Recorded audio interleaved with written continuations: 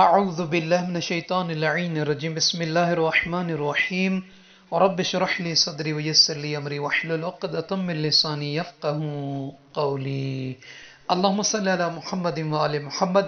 سامعین عزیز، بندگان خدا، کنیزان خدا، جیسا کہ آپ کو ہم نے پچھلی سابقہ ویڈیو میں بھی عرض کی تھی کہ انشاءاللہ ان اعمال یومیہ کے ساتھ ساتھ کچھ ایسے وظائف، اذکار، ادعیہ، تسبیحات اب مومنین کی مبارک سماعتوں تک پہنچاتے رہیں گے۔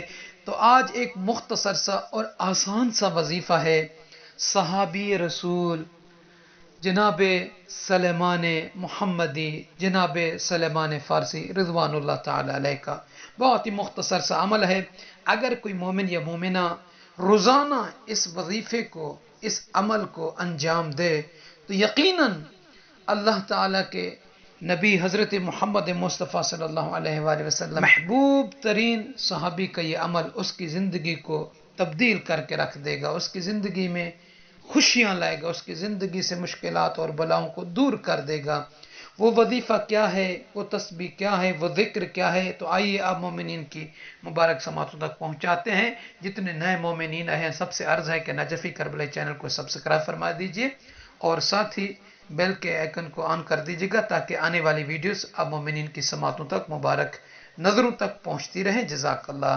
کتاب بحار الانوار جلد نمبر 83 صفحہ نمبر 283 میں ہے کہ جناب سلیمان محمدی رضوان اللہ تعالی علیہ سے یہ روایت کی گئی ہے، وہ فرماتے ہیں کہ جو شخص اس دعا کو روزانہ نماز صبح کے بعد 3 مرتبہ تلاوت کرے، پڑھے، تو اللہ تعالی اس بندے سے، اس کنیز سے 700 بلائیں دور کر دیتا ہے۔